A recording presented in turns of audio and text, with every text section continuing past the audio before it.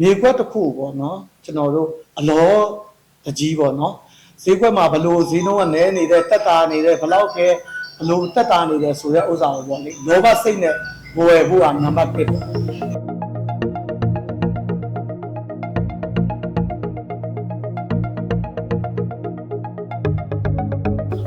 ဟုတ်ကဲ့မင်္ဂလာပါဗျာ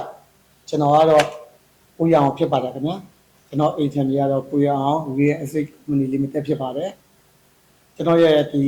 company တည်ရှိရနေရတော့ကျွန်တော်တို့10186364မြို့တစ်မှာတည်ရှိပါတယ်ခင်ဗျာဟုတ်ကဲ့ဝယ်ယူသူတွေအနေနဲ့ view site ဆရာကအထူး view site ရဲ့တင်တာဘာတွေလဲဆိုတော့မြေကွက်တစ်ခုပေါ့နော်ကျွန်တော်တို့အလောတကြီးပေါ့နော်ဈေးကွက်မှာဘလို့ဈေးနှုန်းကနည်းနေတဲ့တက်တာနေတဲ့ဘလောက်ပဲဘလို့တက်တာနေတယ်ဆိုတဲ့ဥစ္စာကိုပေါ့လေလောဘစိတ်နဲ့ဝယ်ဖို့ကနံပါတ်1ပေါ့နံပါတ်2အနေနဲ့ကကျွမ်းကျင်တဲ့အကျိုးဆောင်ကျွမ်းကျင်တဲ့အကျိုးဆောင်ဆိုတာနေရာတော်တော်များများကိုပုံဝယ်ခြင်းတဲ့နေရာပေါ့ဥပမာပေါ့မြို့တစ်ကိုဝယ်ခြင်းတဲ့မြို့တစ်နှစ်ကိုဝယ်ခြင်းတဲ့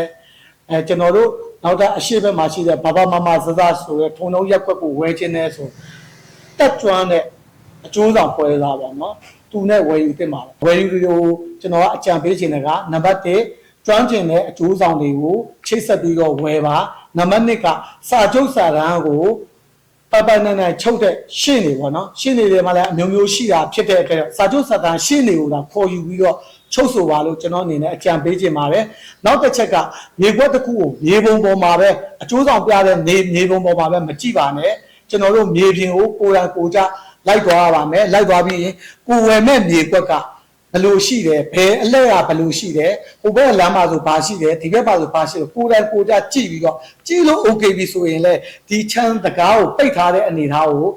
အပြန်နေဒီတိုင်းမကြည့်ပါနဲ့အထဲဝင်ပြီးတော့ဒီမြေကိုကြည့်ပါအထဲဝင်ခွင့်ရမှဒီမြေကွက်တစ်ခုဟာဒီရောင်းချတဲ့လူပိုင်မပိုင်ဆိုတာကိုကလည်းသိတာကိုဝင်ပြီးတော့ပေတွေတိုင်းရမယ်ပေတွေတိုင်းပြီး okay ပြီဆိုတော့စာစစ်စာကိုကြည့်ရမယ်ကြည့်တဲ့အပိုင်းမှာလည်း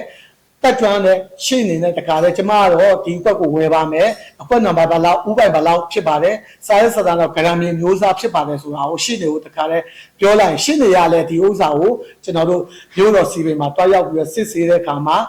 အဲ့မှာကျွန်တော်တို့ကံကွက်ရှိမရှိလို့နော်မြေပုံမြေရာဆိုနေမှမှုရှိမရှိတွေအဲ့ဒါတွေတကားလေရှင်းနေရလဲ